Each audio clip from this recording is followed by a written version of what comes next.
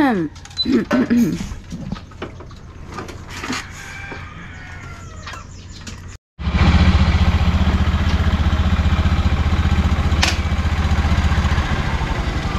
niya ako. Kauruyam oh. Mag-stay pagit siya din. Bagan litik.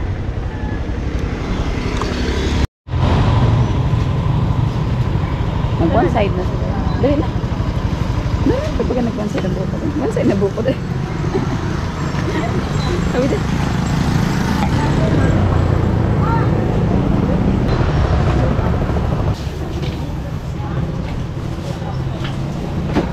Hi guys, this is Mish again, and in this video you will see how we buy foods to sell in our street food business. Pasensya na pala kayo guys kung medyo maingay dito kasi nandito yung mga pamangkin ko. And yung mga binebenta pala namin sa aming street food business ay ito, Betamax or blood ng manok, or chicken blood if you don't know what is manok. And of course, the chicken heads and the chicken intestine, and sometimes we also sell pork barbecue, and of course hot dog. So dito pala kami bumibili sa tindahan na to kasi medyo less yung price nila as compared to other stores.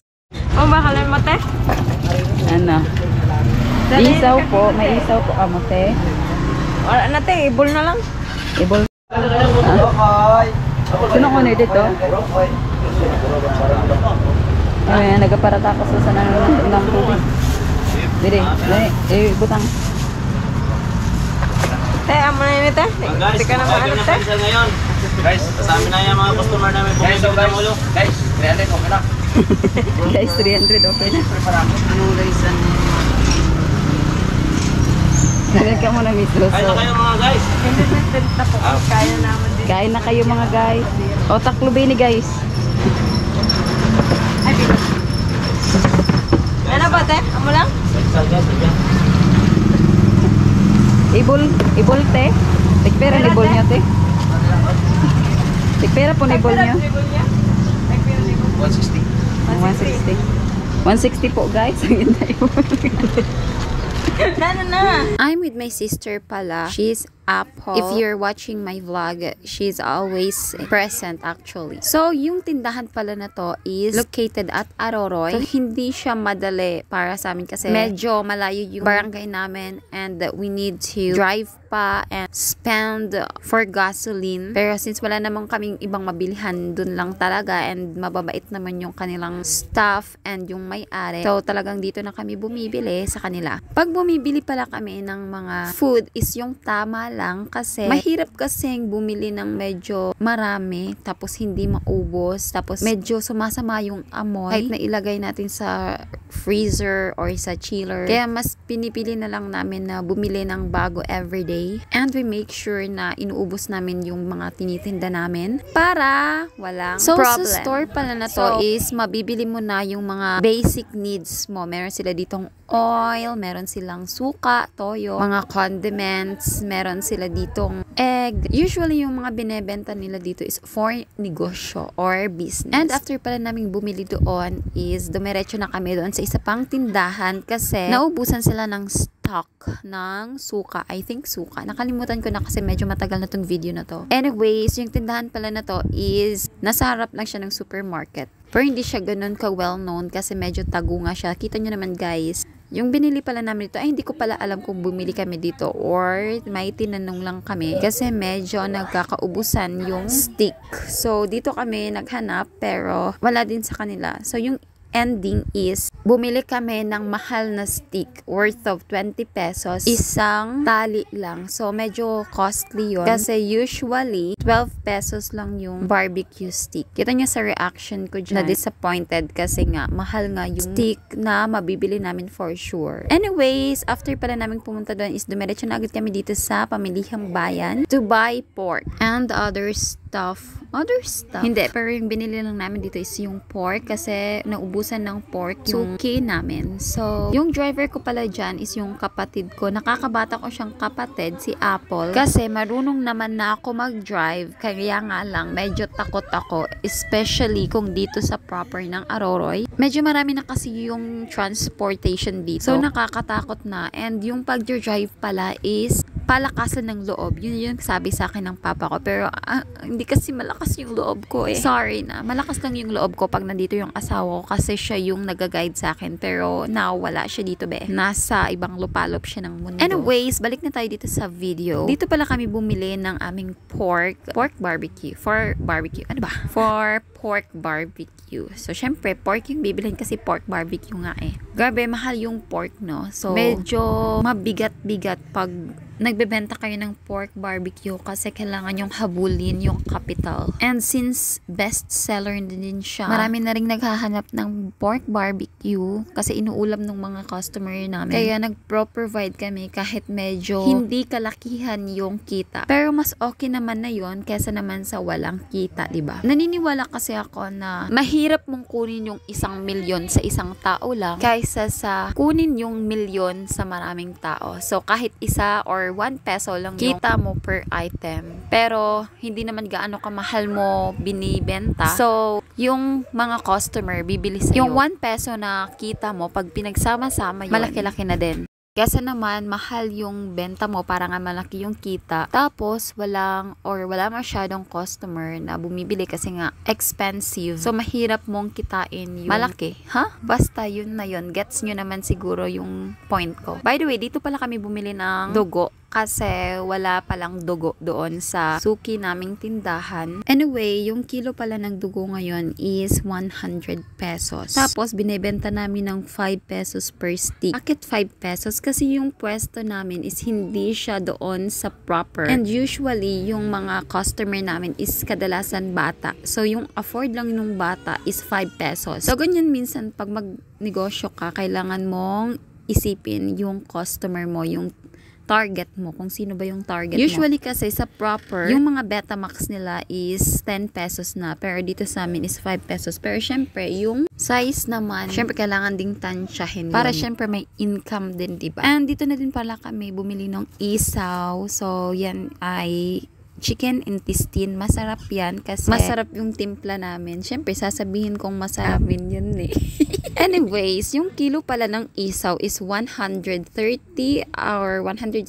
I don't know. I'm not sure. Pero dyan nagre-range yung kilo. So, medyo mahal din siya. Ate, yung benta namin ng isaw is 10 pesos per stick. Pero dahil na-observe ko na parang hindi siya afford ng aming customer. So, ginawa naming 5 pesos. Pero nag-adjust din naman kami sa kung gaano kalaki. Siyempre, hindi naman pwedeng ibigay na lang natin lahat yon sa customer dahil gusto nila. Kailangan ding may income tayo or may kita tayo. So, pagtapos namin dyan is dumiretso na kami pauwi. Nagmamadali na nga kami dyan kasi sobrang init. Grabe yung init dito sa Philippines. Umaabot siya ng halos 40 degrees Celsius. Or kahit nasa 30 plus degrees Celsius lang siya. Sobrang init kasi sobrang taas ng humidity dito. And shout out nga pala kay Kuya. Pero basta, mainit talaga dito sa Philippines. And kita nyo naman, halos walang tao na nakabilad sa araw kasi magkaka-sunburn ka talaga. And kami ng kapatid ko, kahit sobrang init, naka-jacket kami kasi kung hindi, ay masusunog yung balat namin. Same na nga kaming medyo dark. Medyo dark. Tapos, masusunog pa sa araw. Kaya talagang todo takip kami ng aming mga skin dyan. Ang time pala dito is parang nasa 8 to 9 or 9. Pero yung init ay parang pang 11 to 12 na. So, umuwi na nga kami dyan. Diretso na agad kasi wala naman na kaming gagawin. Ikwento mo kanta guys. Guys, alam niyo ba guys, duting anak madakot sa checkpoint. Guys, duting kami ma-checkpoint guys. Sana matagis. Matagis naman si Michelle kay mabayad. Baga anong kaluluwa ko kanina doy kay sabi ko Guys, duting kami ma-checkpoint guys. Guys, minor ang awan. mapadesensya na nga ni kita pero makita ito sa mga guys. LTO, no? Makita sa mga LTO guys. makita sa mga LTO na guys. Mga follower na LTO. Not sa LTO ata. Bada po tayo ang Mish Diskaya vlog. Dapat kayo puntaan kita ang Mish Diskaya vlog. Para aram na nag-vlog ako. Ano? Ano? Sige, nakabidyo ka. So, bakit nga ba? Ha? You tell me. Dai, pag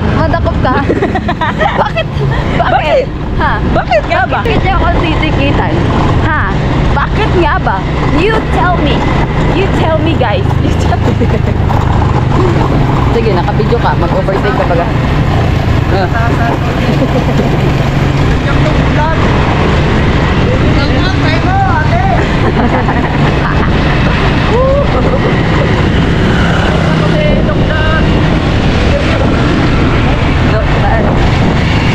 Overtake na. Bakit ka nag-overtake? Bakit ka nag-overtake? You tell me. Bakit niyo ko ina-overtakean? Ha? You use your side mirror. Before you overtake.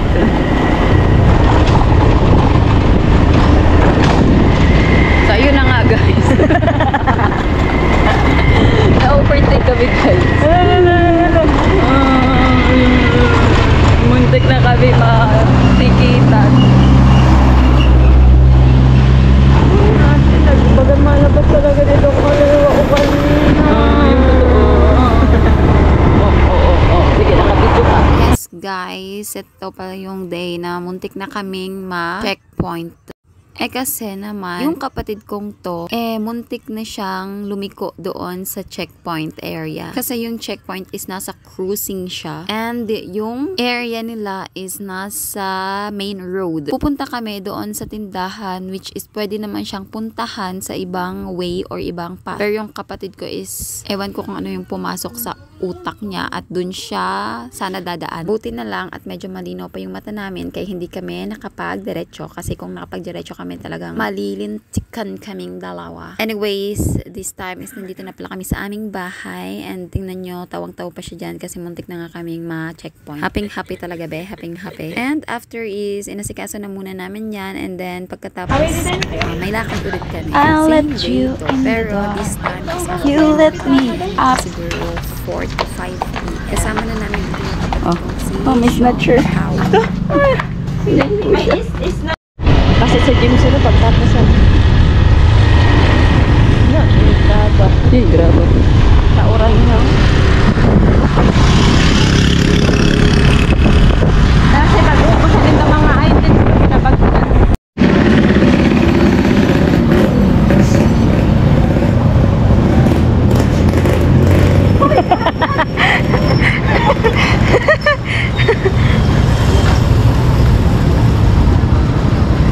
Dito pala, bumili kami ng oil kasi nakalimutan namin kanina yung oil. Oil lang talaga yung binili. And yan, kwento-kwento siya dyan.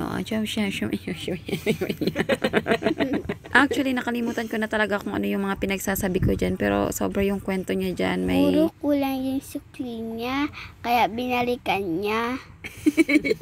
Anyway, dito na pala kami ngayon sa pamilihang bayan ng Aroroy para bumili na lang nitong palamig na tig 5 pesos. How sila? Dahil uhaw kami, yes. And dahil patay gutom kami. Patay gutom kami kasi talagang... Okay. Dahil mapapatay sila kung hindi sila mag-inom. Kailangan mag-inom palagi kung uhaw kayo. Para fresh. Wow! Fresh! So here pala, bibili pala kami ng aming ulam for dinner. Para makakain sila at para magtaba rin sila kasi sobrang niwang nila Sobrang niwang. Nakalimutan ko kung ano yung bibili namin dito. Kung pork ba or fish. Pero feeling ko fish. Ang bibilan siguro nila bangos. Yes, bangos. Sino pala sa inyo guys yung favorite ay bangos? Ako, pag nag-download ako ng vlog, ang pinaka-favorite ko ay bangos. Anong luto ng bangos? Misking ano lang. Kahit ano lang. Anong lahat? Nag-interview. So, dito pala kami sa stall na to bumili kasi napakagaling naman talagang mag-sales stock nitong tendera dito. Kasi kailangan nila kumain para mag-healthy. Tapos kailangan nila ng gulay para mas healthy sila. Kaya kailangan magkain silang maayos. Okay. Salamat na lang sa inyo. I love you. Okay, I love you. Siya pala yung aking pamangkin. na sobrang talkative. Kaya ayan siya yung nag-voice over. Sali-sali siya sa voice over ko. Hi, Anay. Hi, love you too. I love you talaga to sa vlog. Ay, sabog. Ay, nina. Ini sabog. Ha? Ano ba prito? Ihaw? Sabi na ihaw.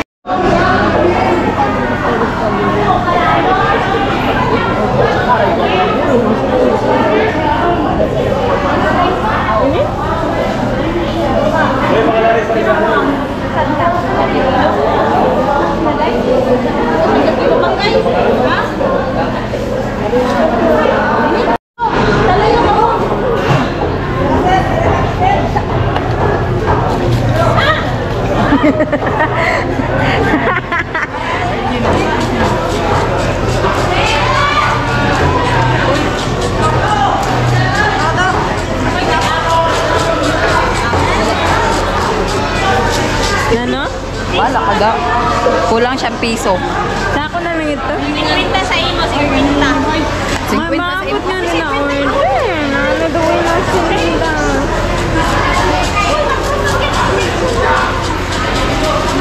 Hi vlog! Miss you vlog! Ganito kami sa palengke. Namimiss yan ah.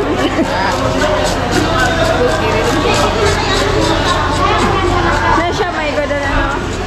Assistant.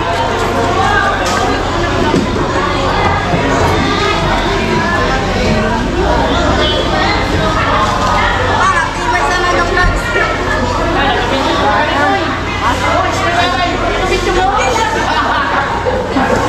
Dito ka, oh, banda. Dito, dito. Dito ka.